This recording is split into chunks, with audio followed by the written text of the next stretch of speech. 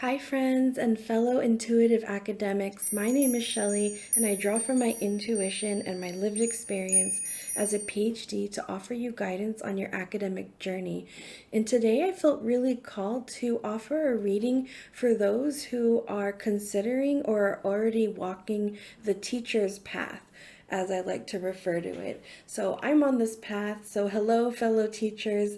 But before I ever was a paid teacher, before I became a teacher in that economic sense, I felt like I was both a lifelong learner and teacher, ever since I was young. There's this like family story that I taught my younger sister to read when I was myself just in like kindergarten, and she didn't even start school yet. I don't know how true that is, but it became one of these kind of proofs of, see, Shelley has always been a teacher all her life. So I really feel like there is something like a teacher's path that we enter this world to walk in one way or another, and it's full of its own twists and turns. And for a long time, I doubted that I could teach anything. For my own, reasons, I didn't think that I was capable. But here I am now, um, walking this teacher's path, still walking it, but kind of a little further along in the progress. So I wanted to reach out to all of you, even if you're students now, maybe you're students and you've started teaching in some way. Maybe you've been teaching for a while and you're considering leaving. I think there will be messages here for people who are in their career and in their students and somewhere in between, because like I said, we're all kind of teachers and students at the same time on this path. So if you've been drawn to this reading, I feel like you're already in that kind of energy. So today we're doing a pick a card, and so you can pick by your deck. You could take a look at these different decks that we'll be using for each of the piles, and you can also pick by your crystal and the shape of the crystal. Um, I'll pick up the crystals to give you a little sense of what they look like.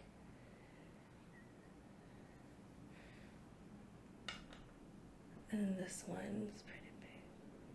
I remember the name of this one today. This one's Afghanistan Jade. And I do not remember the name of this one.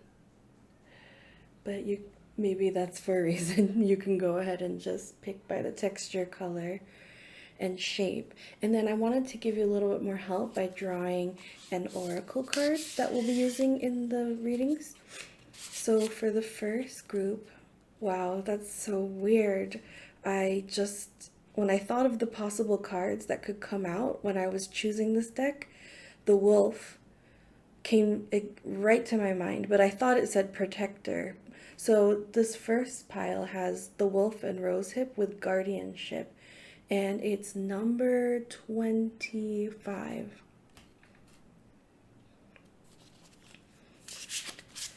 And then for our next pile, we have the owl, so appropriate. The owl and hop with wisdom, and that's number 22. And then for our last pile, let's see if we get a card coming out. Okay, there it is. So you actually get two cards, and I think I already saw one, and I think that's just so appropriate. So the first one is the crow and dogwood with intelligence, and that's number 16. And then you get the badger and ginkgo with healing wounds. Lovely. Number 32. So take a few moments and reflect on the elements in each pile that's offered to you. And then please jump ahead to your chapter. As in any of these pick a card readings, you might be drawn to more than one pile, and that's perfectly fine. Just trust your intuition with that. And I will see you in the next chapters ahead. So we will call this chapter Guardianship, this one Wisdom, and this one Intelligence and Healing Wounds. See you there.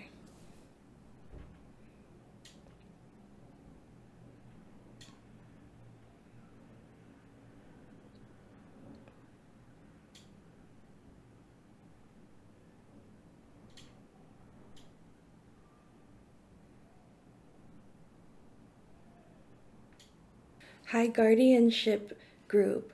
So let's see what message you have waiting for you as you walk your teacher's path. I only have this card to go off of so far, and of course it's giving me the idea that you are on this path to guard the next generations and to guard the students, the people younger than you, and to guard the truth, like to guard knowledge, and not just the knowledge that we have, but guard the process, the cultural institution of knowledge making as a collective activity. So that's already coming in as part of your message, and let's see what the cards have to say next for that. Wow, Princess of Swords, Two of Swords, and the Tower in reversed. So I'm going to start with this row right here. So the Princess of Swords, I feel strongly is you. So I'm going to say you are more of a novice setting off on this teacher's path, but you have a strong sense of purpose. You have a strong idea of the unique ways you want to shape education or approach education. But yeah, you are just first stepping out on this path, and so there's a lot of training ahead of you and a lot of practical application ahead of you. But similar to the story I told earlier, you are a natural at teaching, and it's like the training's not going to be difficult for you because you already kind of know how to teach from just your life. Something kind of interesting coming through between the two sword cards is that they're both bended swords. So there's something there to do with like that's where I got the idea earlier that you have a unique way of teaching or understanding knowledge that brings your special stamp to the way you teach. So this is you and your intentions for and your reason for being on the path. The Two of Swords speaks to you're kind of at a crossroads and you're deciding which way to go. And the both directions are equally balanced for you, that you've laid out the pros and cons to each. And it's like it's kind of impossible for you. You feel like impossible to make this decision. And so when that happens, it's like something from the outside has to come in and help kind of tip you one way or the other to make this decision. Because if you don't make the decision, you'll kind of just be stuck there at the impasse without progressing forward. So I think we'll see a little bit more detail with the next cards of what that decision or that impasse is that you're approaching or you're at right now. With the Tower in reverse, this is speaking to me about something that needs to dramatically shift in your life to the point where it's like flipping your life over. And it's like it has already been kind of urging you to shift from the outside, but you've been resisting it a lot. And this is tied to your indecision in some way. So I'm going to give an example, something that's coming to mind between these two cards.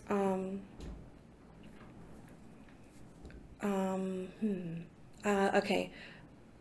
Health is coming to mind. I don't know if it's super connected, but it's like I can't see around it. It's like that's the only thing in front of my vision right now. So I'm going to talk about health. It's like this. You've gotten a test, a routine test done, and they said, "Oh, your cholesterol's high." And you've got like a clear sign that you need to start taking care of your health better.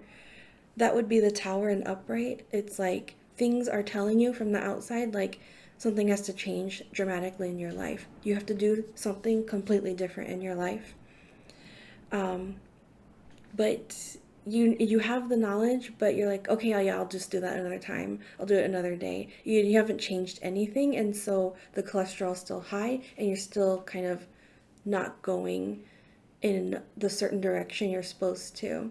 I don't know why health tests came to mind.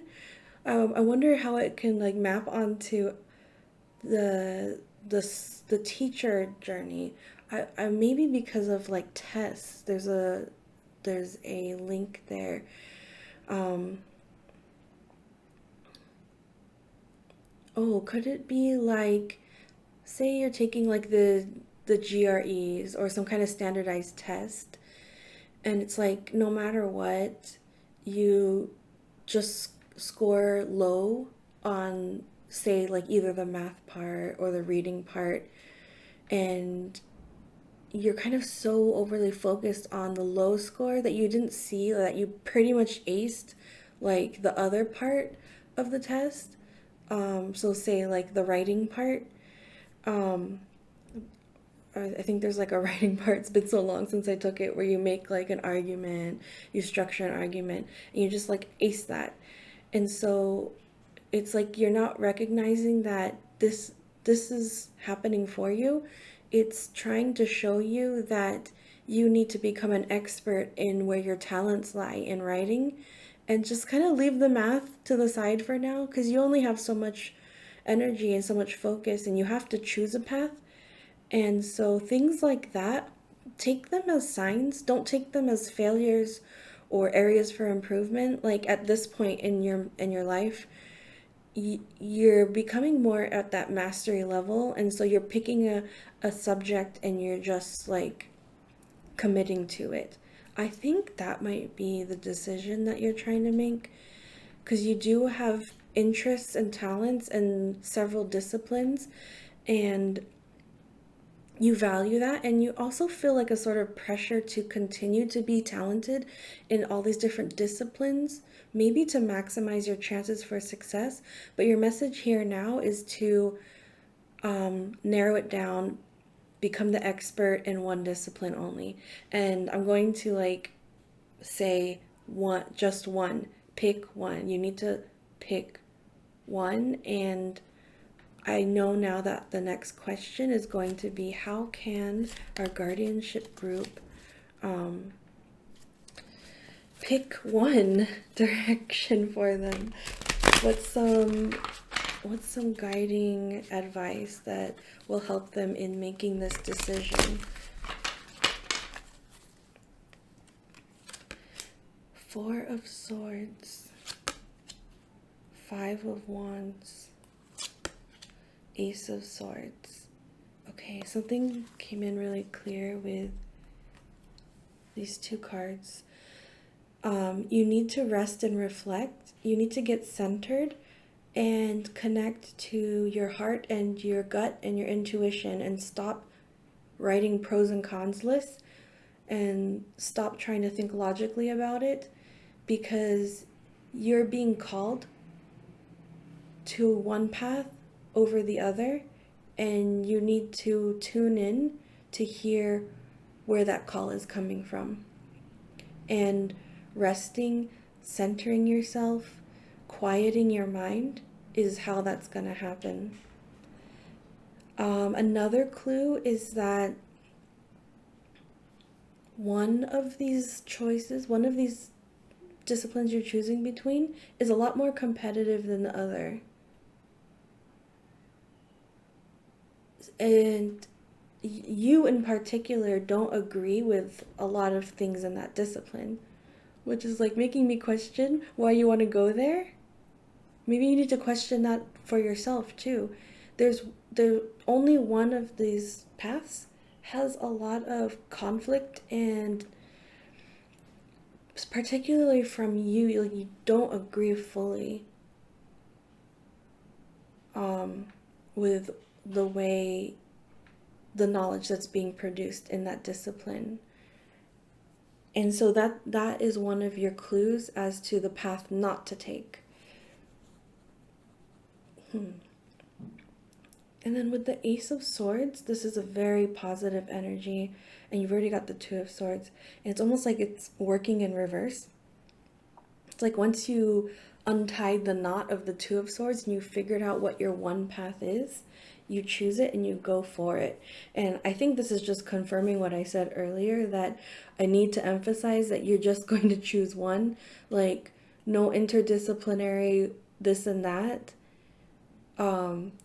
Which is surprising. That's not like what I personally would usually tell people. This is coming in, this is a channel. So, yeah, you need to choose one, and there's so much power in choosing the one. It's like clarity happens.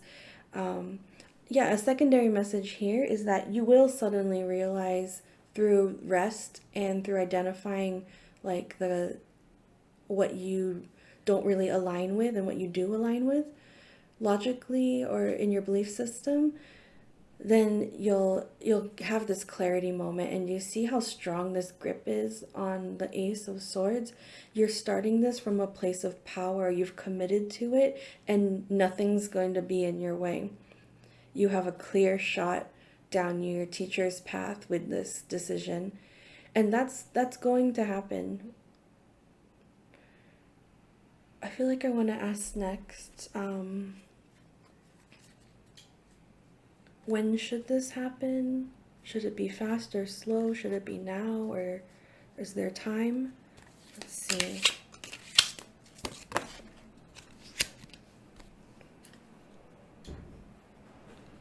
So you got the World card and the Full card. Oh, that's just so beautiful and amazing. I just need to take that in for a minute.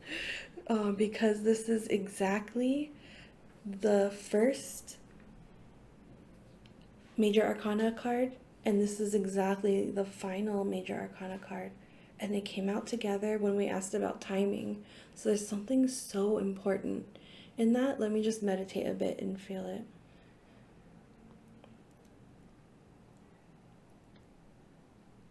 Gosh, it's so cool. It's like time, it doesn't matter.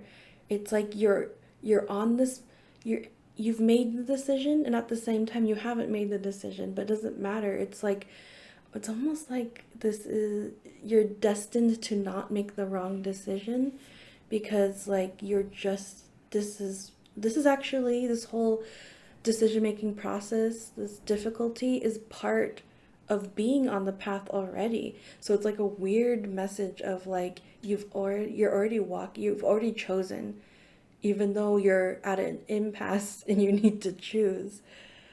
I don't know if that's significant to you and helps you in any way. It's wild and it's so cool. I love when like weird messages like that come in. But there's a lot of like certainty here. When the Fool steps off the cliff and starts their journey, there's a lot of just faith and trust in how it will unfold. So there's an element of like not knowing all of the answers ahead of time. So that might help put you at ease when you make the decision, that you don't need to know how everything is going to unfold. And you just trust that it's going to lead you in the right direction. And with the World card, there's a confirmation that it is going to lead you in the right direction. You're starting a journey. You're making a decision of which way to go, one way or the other. You're choosing one direction, and you're following it through all the way to the world, the completion. And it's like you have another world in your palm through this journey, and then it opens you up to another world afterwards. So for example, say that you decided to like pursue a graduate degree, It's like as soon as you commit to that decision, you're entering this world of organizing knowledge and or like navigating the world of knowledge in a very different way. So you're the fool entering that world. And then, but by the end of it, it's like you have that whole journey in your pocket. You have the world of the grad student in your pocket, and it gives you access to the next part of the world, which is becoming that teacher that you're pursuing on that path. Yeah.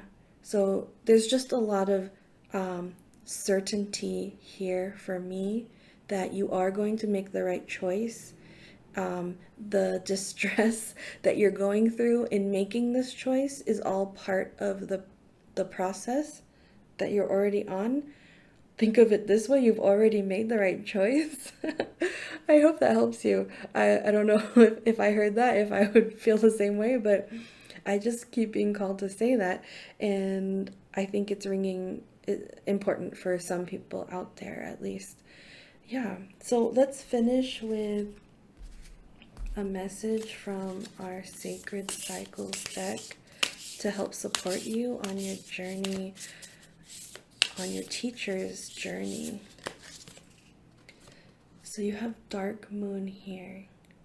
I actually want to put that right here, especially because it goes well with the Four of Swords.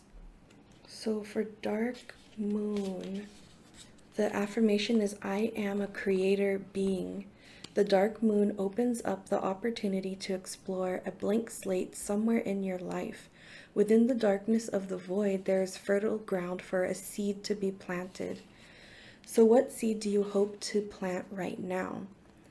Before the moon can begin to grow anew, before an oak can sprout from an acorn, you must call forward the vision of each of these in their fullest expression. Now is a time for dreaming, a time to tap into your highest potential. Whether this is through your favorite divination practices, journaling, making a vision board, or meditating, your channel is open to receive the insights that will inspire this next phase of your growth. This is reminding me of what I said earlier, that when you rest, the answer will come to you. You will connect to your intuition, your gut feeling, your, what was the third one I said? Your intuition, your gut feeling, and your heart. Those are the things that are going to lead you to where you need to be next. As you dream, vision, and dance your way toward defining the next sacred cycle what the next sacred cycle may look like for you, know that the space you are in now holds the most vibrant and exuberant version of your wishes. Let your imagination and hopefulness run wild here, knowing there is nothing to fear in the darkness. And the reflection question is, where in my life am I ready to start anew? So appropriate, but this gives us more, shape to how you can start thinking of this choice that you're making. So let your vision and your imagination run wild. Like, what in your wildest dreams would you like to pursue? It's possible that you're limiting yourself to what you already know, or limiting yourself to what you think you're kind of pegged into. And the message here is that you need to give yourself room to breathe, let your imagination go where it needs to, let it expand, and that's going to give you important clues to making this decision of where you're going to set off next. There's also like vision board, journaling, meditating, divination practices. If any of those speak to you, it's all about like connecting to your guides and to yourself, to your intuition, heart, and gut, in imagining what this path can be, because this is a really important stage for you. It's like it said, you're planting the seed, the acorn seed, to grow into an oak. It's like your visioning is providing all the nourishment for what can be. It's kind of like, do you know in sports that there's visualization practices? So like, um, I used to do this. I used to be a long jumper, and so I would vision each step that I would take, visualize each step that I would take. I knew exactly how many steps it took to get to the point where I needed to jump into the sand pit, and then like what my body should do as I'm jumping through the sand pit. I was taught to visualize all of that, and then go for it. It's kind of, yeah, it's kind of interesting. It's almost kind of like there's some kind of like psychic kind of body connection going on there that's like a common practice in sports, but I never thought of it that way before. It's kind of the same for you. Like just let your imagination go, envision what's the first step look like, the next step, and like feel it in your body as you're going through the steps. Feel yourself change as you transition through each stage of your teacher's journey. And then what does it look like when you really launch off and you become that teacher that you want to be? That's what you're being called to do now, and you're going to receive all the clarity you need from that practice. And I think that is your message for this reading. And I am so proud of you in advance for traversing this teacher's journey. I'm so hopeful for what you're going to bring into the world. And with that, sending you so much love. Thanks in advance for any likes, shares, subscribes, and comments. And I will see you in the next reading.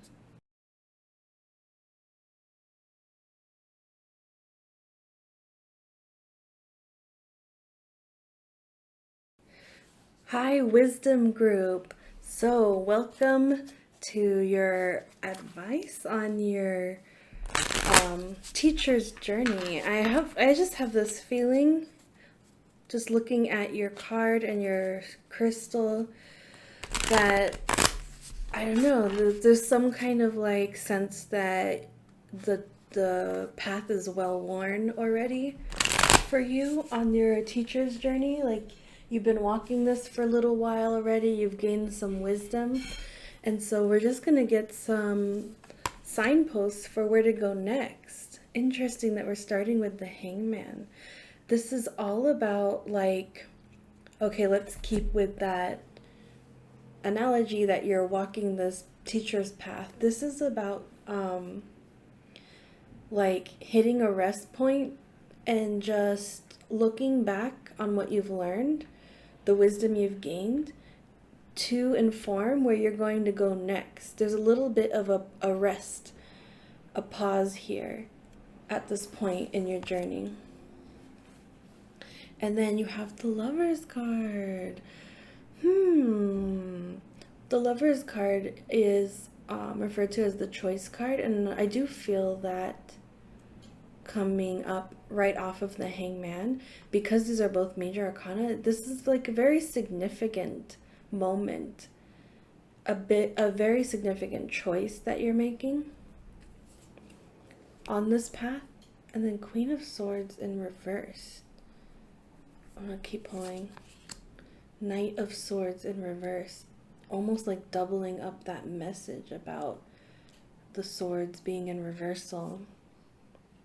Almost looks like you have two conflicting thoughts going in separate directions, and both of those thoughts are like not yet fully developed.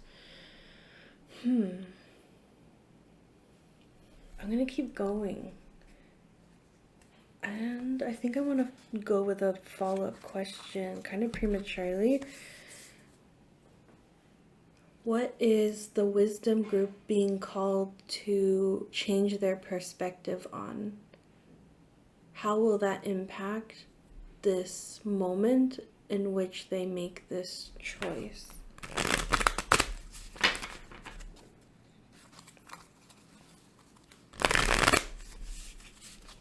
Okay, the Four of Cups in reverse.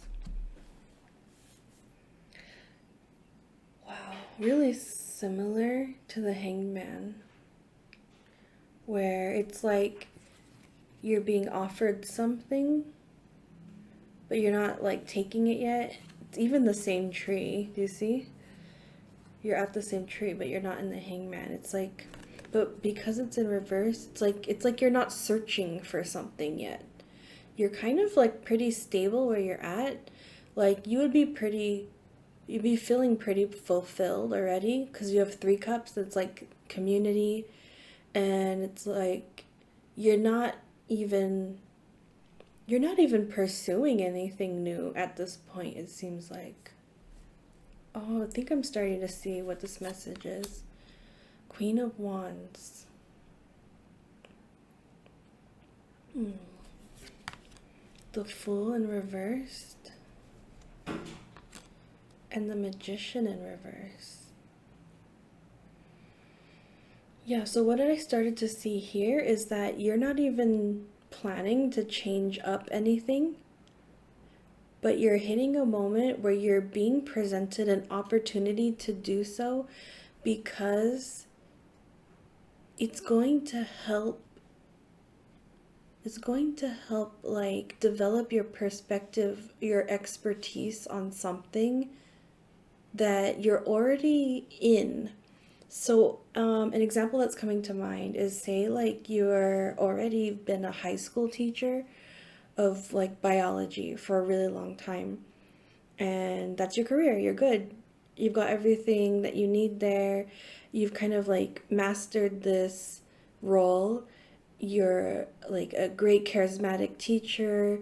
You show your students the way in their high school biology, but it's like there's a ceiling with that because you're constrained to the high school subjects of biology. It's like you're being invited to go further and say like get some kind of graduate degree, like a master's degree in either in biology or like in the teaching of biology, to do something more with what you've already got. So one example that comes to mind would be that like you go and you get a master's of education in biology, and then you help to write the biology curriculum for your school, and then you help to write the biology curriculum for the school district, and then you become on like the school board or something like that. You're kind of like you've already mastered this teacher level wherever you're at right now, and you're comfortable, you're good, not really thinking of changing anything up, but you are, if you choose, being presented with the opportunity to take this a lot further. Yeah, I don't know why the Fool and the Magician are in reverse. It would make more sense to me if they're upright. So I'm going to pull one more card, and then I'll know whether how I need to read that next. So can you help explain the Fool reverse and the Magician reverse to me?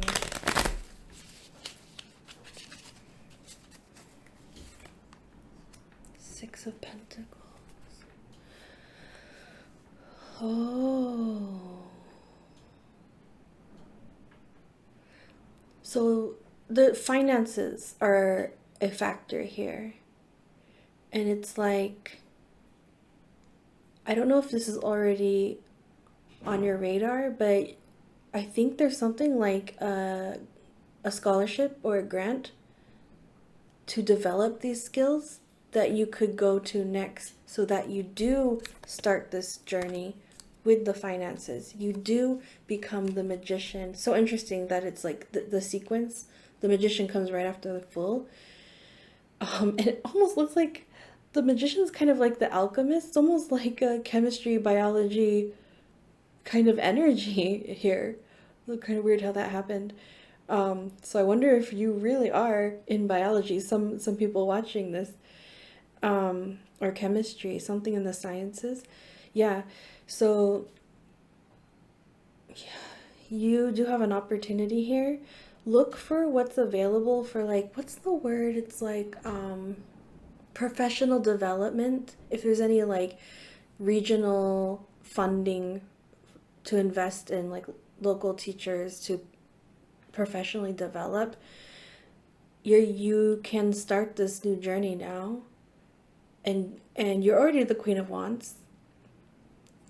You're a great communicator, imaginative teacher. You inspire, you spark ideas, but you can also embrace the magician energy, in which you're pulling a lot of different resources together to go beyond. So you're bringing like your fire, your passion, your inspirational energy to this other magician energy, in which you bring that inspiration and create something new. Like you could eventually like be helping create a new program. Hi again, Owl, and Hop Wisdom Group. So in the editing of the video, I found glitches in the audio, even though the video kept recording. So I like to take technical difficulties, as frustrating as they are, as signs that something in the message has shifted in the time from when I first recorded this reading several days ago till now.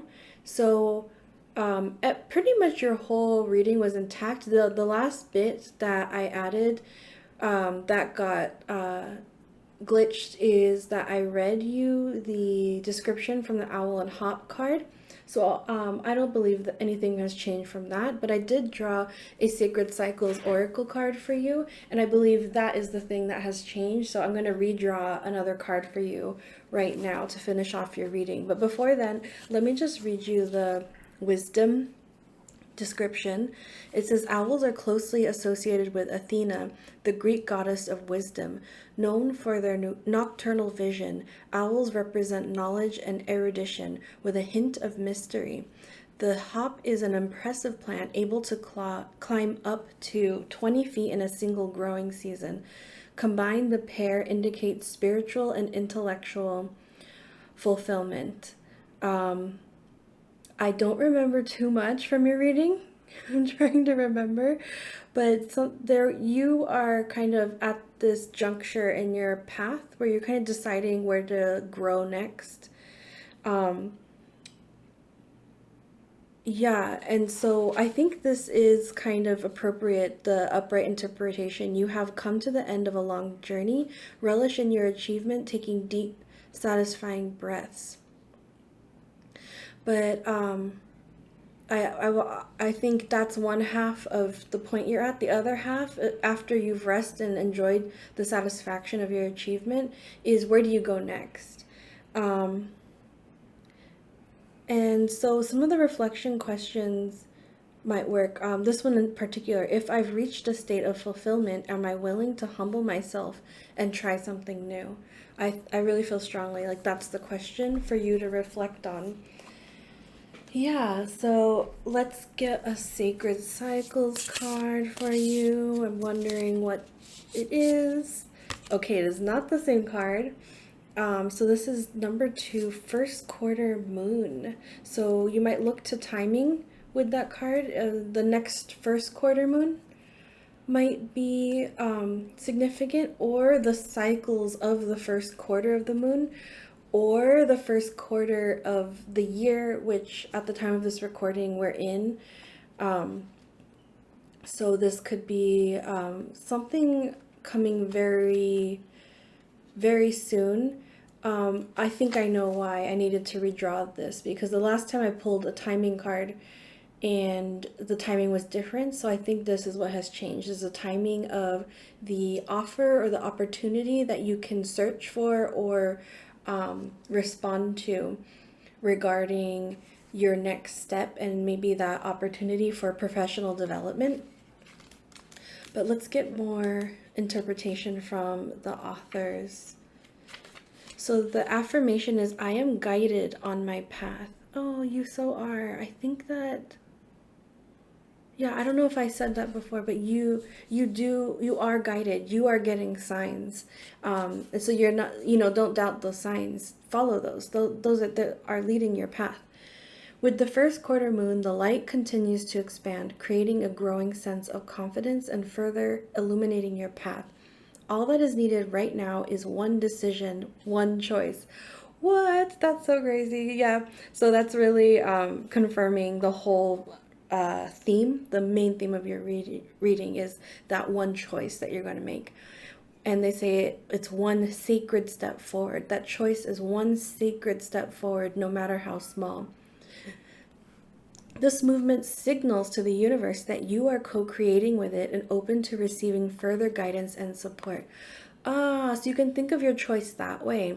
That it's like, it's almost like a verbal agreement with the universe. It's not like you're committing to a certain path and you're like stuck there. You don't have to think of it in that way. Think of it as you say, okay, universe, I'm open to what you have to show me. Let's co-create and see where this goes. Yeah, so that meaning that this path can take, there's multiple variations of how this path can go. Don't think of it as just one strict step. Part of the magic in your sacred cycles lies in recognizing there is always the opportunity to begin again. The universe is encouraging you to lean into your sovereignty and trust in your abilities.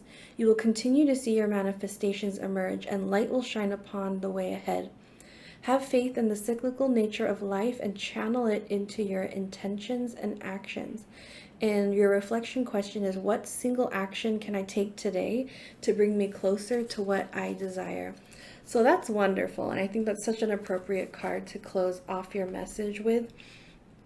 And you see this figure is following the signs that they've receiving with the sunflowers and the bees, and embracing or co-creating this rainbow above them. That's beautiful. And there's something here with the something like trusting your gut, following your gut. It's really shining, it's strong, and it's guiding you in the right direction. So I am wishing you so much love on that journey, hoping you continue to work with love in your role as a teacher on this earth. And thank you in advance for any likes, shares, subscribes, or comments, questions here in the video, and I will see you in the next time.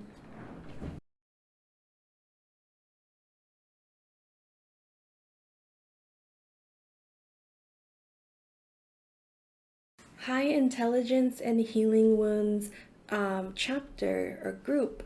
Yeah, so I'm a little bit trying to get my sense back, getting my energy back into this reading. So I did this reading several days ago, recorded it, went back to edit, and the audio was like all glitchy for this entire reading for your pile.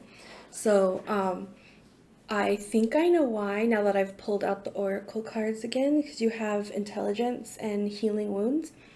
And in between the time that I first decided to record this topic, I decided to record this topic on one day. The next day I went to a reading group that I'm a part of, and for the first time I happened to be grouped with other educators, and I told them that I feel like I'm a healer, but I'm not going to put that on my resume as an educator. And it was the first time that I felt like I identified myself as a healer and an educator. And seeing again this card, Healing Wounds, with the badger and ginkgo, now I understand why I am ready to redo this reading with kind of stepping into my own identification as a healer through my intelligence and through my teaching abilities. And so you're likely attracted to this pile for the same reason. And so I'm really excited and really open to redoing this message. Believe this will also be a message for me. I think I'm in this pile as well. And yeah, so hope you enjoy the journey with me. So let's see what message comes through for our healers, our educator healers walking the teacher's path. I think I want to shuffle this one more time and then we'll start pulling.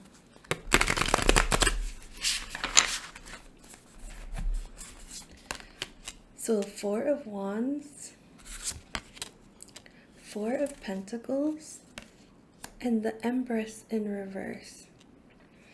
So stability here is important, and stability is present.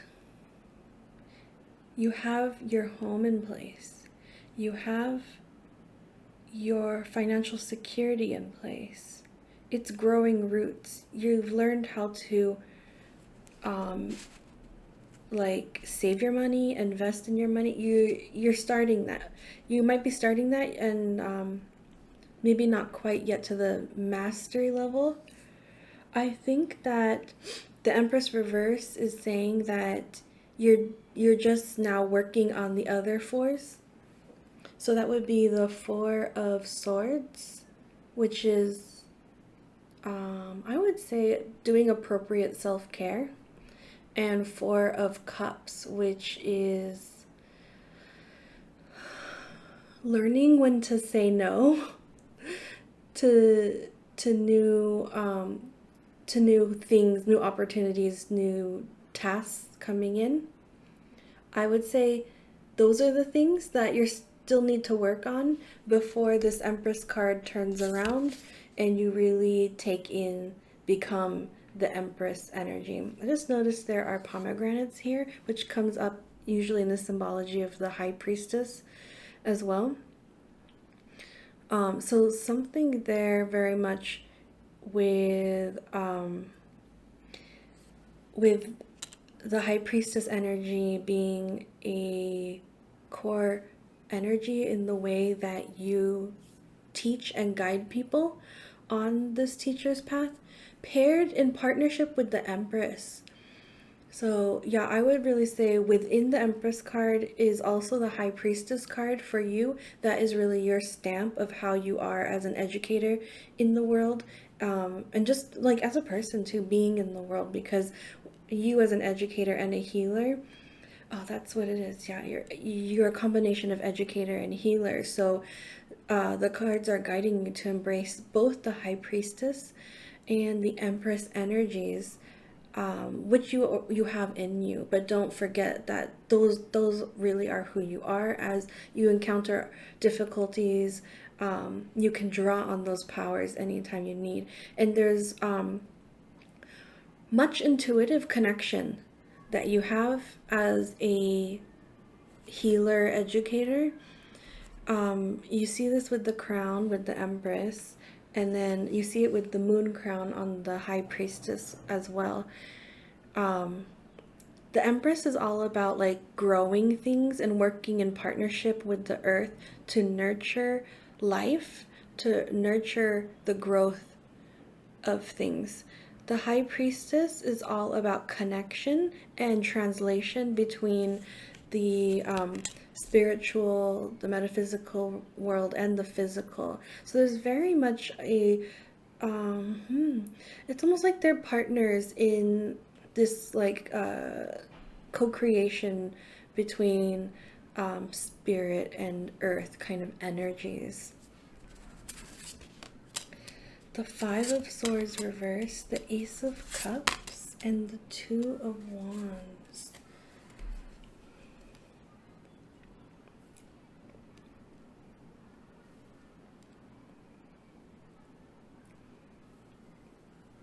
You're overcoming some kind of conflict. You've gained the skills to overcome this conflict. Do you see? It's like the battle is over.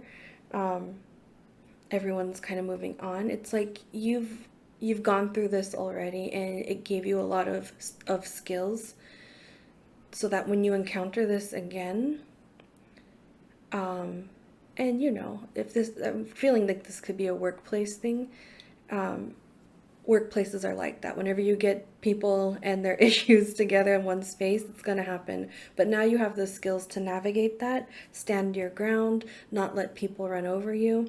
That's so important, and that's going to help you a lot, because now you're moving on to the next stage. With the Ace of Cups is a new offer of hope, a new offer of love and emotional connection, doing something that you love. You are going to start something new here with that. It's almost that beautiful moment after this very trying, difficult period in which you realize you don't want to fight anymore. Like, no, you want to go this direction instead. You want to nurture people, you want to water the flowers, water people's young minds and see them grow. You have a vision. You've received a vision of how the world can look in the future and your role in that. And you are accepting it. Yeah. And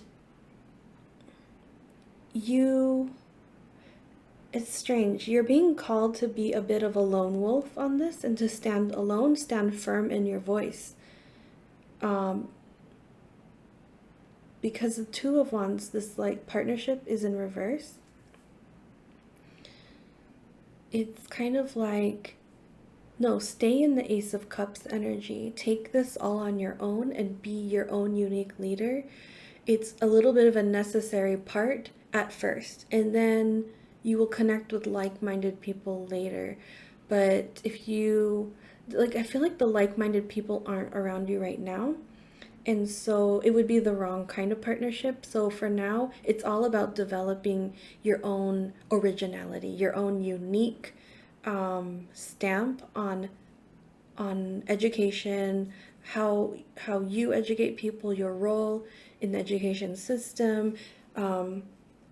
Yeah, you're getting a unique vision here that is very much informed by experience, emotional experience, lived experience. There's a lot of knowledge here in starting this direction. Yeah, you're really like going solo in whatever way that makes sense for you. It doesn't necessarily mean that you're leaving your job, but it could be that you're breaking away from the traditions that you are within your job and saying, I'm going to do this my way, and then you just do it, and then people will see how successful it is. Something in the Four Pentacles just stood out to me, the compass.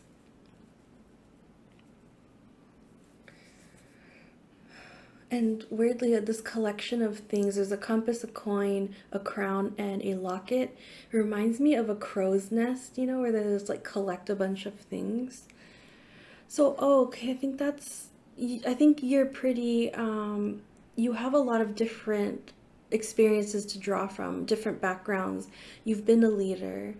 You've been like the employee, you've been the counselor, you've been the accountant, you've been the moral compass. Like you have all of these um, experiential roles to draw on that inform your intelligence. Your intelligence is informed on your varied background. There's a lot of unique knowledge there that you're being called to bring to the front now and package as a legitimate knowledge. I get the feeling that, yeah, it doesn't fit into the institution you're at. It's not very legible, but you are being called to make it legible, to say, this is not the norm, this is me, but this is why it matters.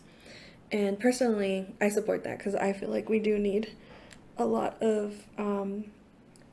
more variety in how we approach knowledge, intelligence, and institutions of higher learning. So you are being called to stand on your own in this way. The World in reverse and the King of Swords in reverse. Oh, what could that mean? Like, if the King of Swords was upright, that's very much like that same energy of standing alone with your voice. But it's like you're being called not to do it in this way. Are you being called to do it in this way?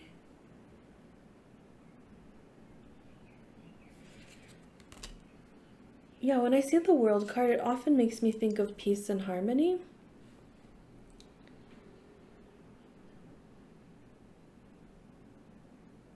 I need another card. I think I know what I'm gonna say, but I just want to be sure. Um, Please, another card to inform this set of cards. Nine of Pentacles.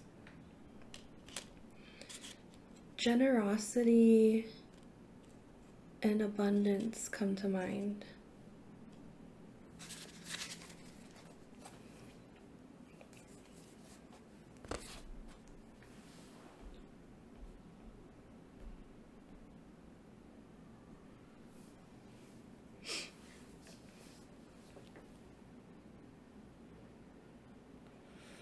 Oh, there's something unique here.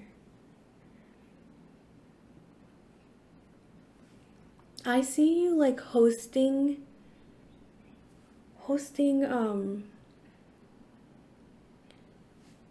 like it's not formal meetings, like you're creating community in your work, you know? Instead of like, I mean, yeah, of course you have to have the meetings where you meet in your boring meeting room and everyone's half asleep. But also you're being called to, you have the unique skills to do this, to like invite people over for dinner informally, and ideas will flow from there. Because in this way you're not just building the institution, you're building the heart, you're building the attachments, the connections, the inspiration, the human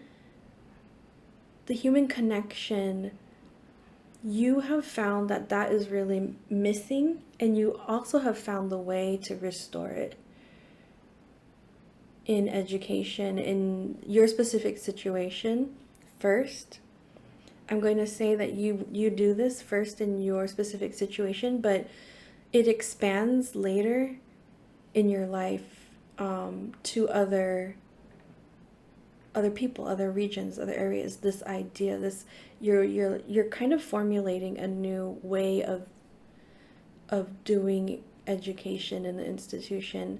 And it doesn't have to be like you're reinventing education. It's like you've just found a better way to do something in specific, and then you're going to implement it in your own circumstances, and then you're going to share that in some way with the world, like maybe like you write a book or you have a podcast, something like that, and you start to kind of like generate discussion around this idea. For example, I've been learning a lot of different like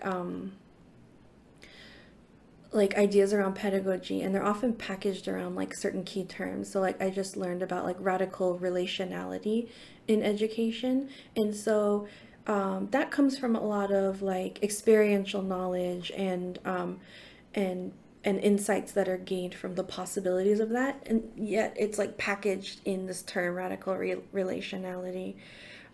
Something like that is happening here with you, and that's why it is a bit of a solo venture, because it's almost like it becomes associated with you, this idea.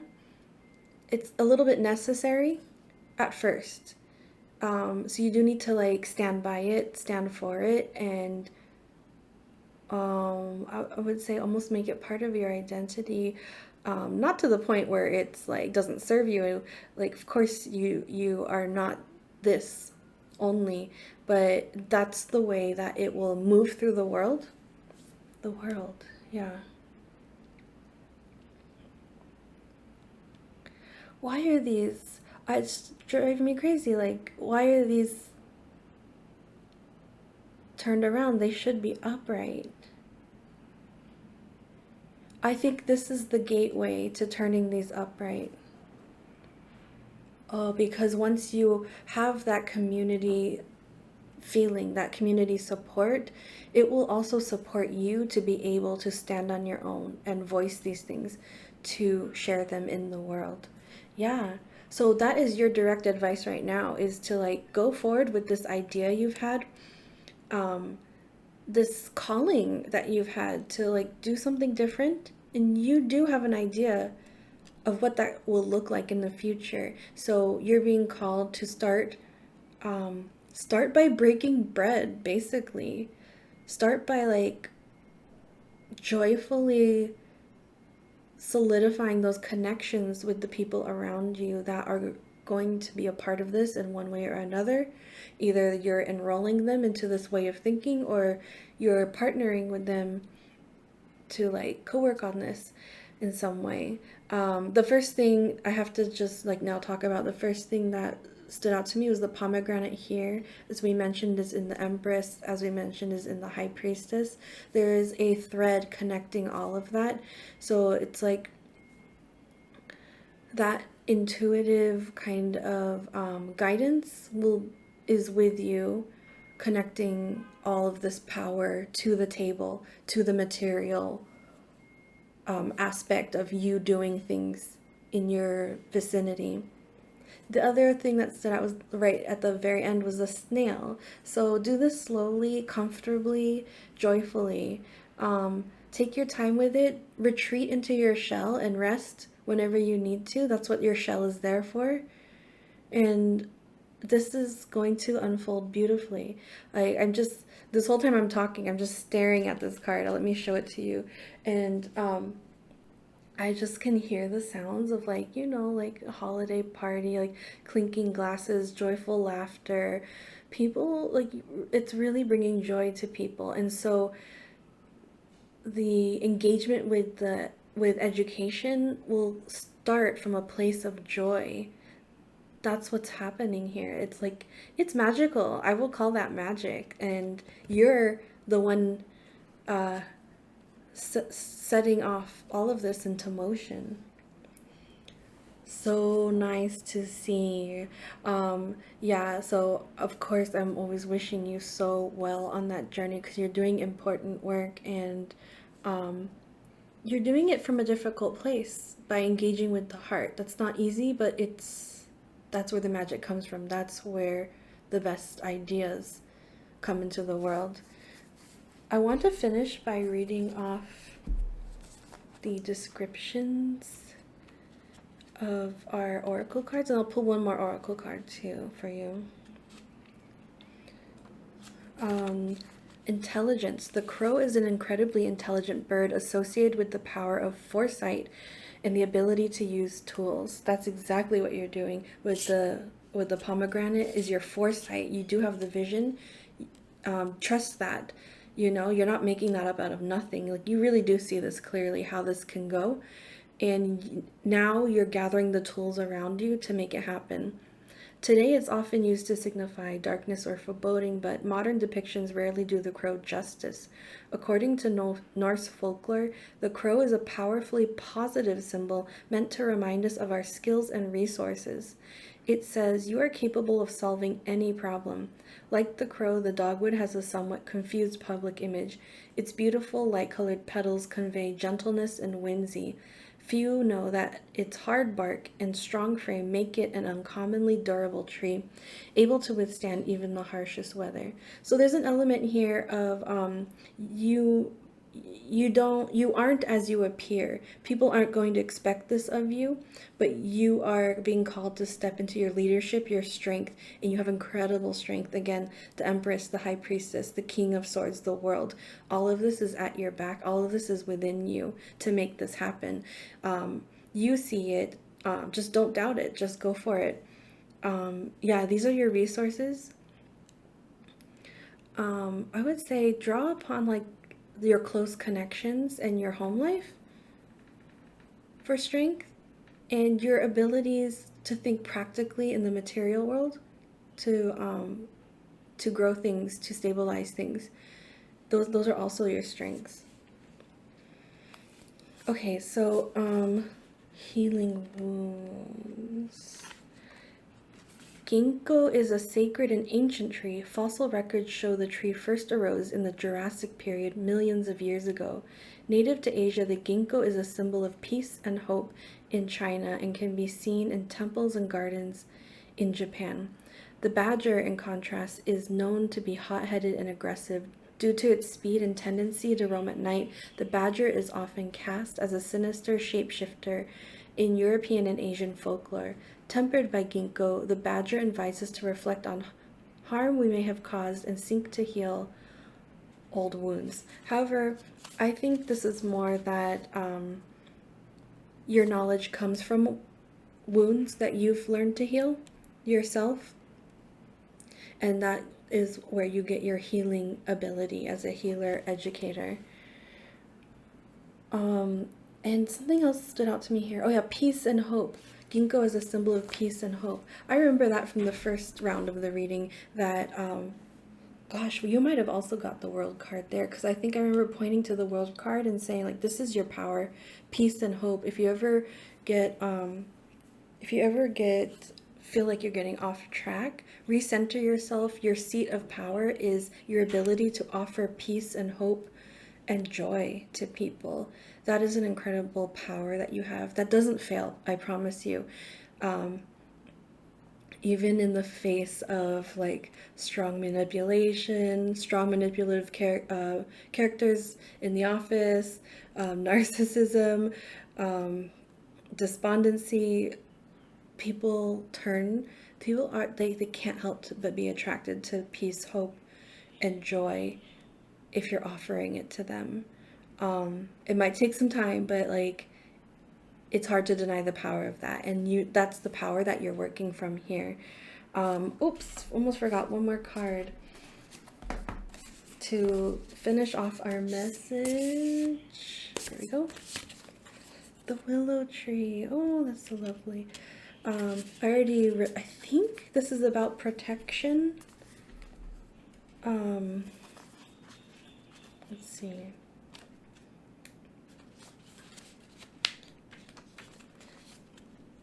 Oh, the affirmation is, I make space for my emotional experience, because that's going to be important in what you bring into the world. I make space for my emotional experience. With its drooping branches reaching out and downward toward the earth in a fountain of leaves, willow tree evokes watery emotion, the flowing, twisting vines from a sanctuary for weary souls. Oh yes, sanctuary. This sacred shelter invites passers-by to duck in for a moment of respite beneath its canopy. This is very much the stamp on how the energy you put into the world, the energy that people feel from you as an educator.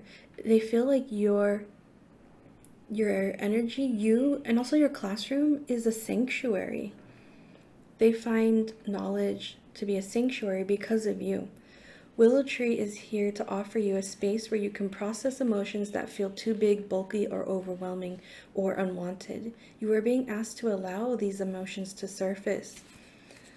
Once your true feelings are unearthed, they may be released. Unearthed makes me think of this. There's some treasures down there. Streaming out and downward just like the tree branches, they may be received by the earth. When they are released in a space that feels safe, you will feel a renewed sense of peace and well-being. Willow Tree reminds you that emotions hold holy wisdom. This wisdom is accessed by working through what arises from within. Now is your time to allow for full and complete awareness of your internal experience and your feelings, and to gather the insights that emanate from clear waters. And your journal prompt is, where do I feel most safe to express all of my emotions fully? Yeah, that really confirms the new message here now. Or maybe the way I've repackaged it. I honestly don't remember what I channeled, what I said last time. But yeah, that confirms that this idea of, again, the word peace with the doves is coming here. Peace that you emanate starts with like peace that you give yourself. So you're also being called to find your own sanctuary where you can freely express your emotions, a little bit like I did in my reading group, where I was able to claim myself as a healer educator, and it was received very well, and other people identified that way too, and I allowed that aspect of me to surface, and it became a stronger part of me. And there's something similar happening with you. There might be a little bit of fear surrounding you letting an emotion surface or claiming an aspect of yourself, But you are being called to first find the safe space where you feel, and you will know when you can say this. Same thing happened with me. I just suddenly knew that I could tell this to the people I was with, and and when that opportunity arises, just step into it. You just have to show up and step in, and the magic will happen on its own from there. And so I am sending you so much love on this journey, this beautiful healer educator journey. And I am hoping that you continue to work with love as well. But I know that you will. I am certain you will. And it will make a great difference in the world around you. And thank you in advance for any likes, shares, subscribes, comments, questions. And I hope very much to see you in the next reading.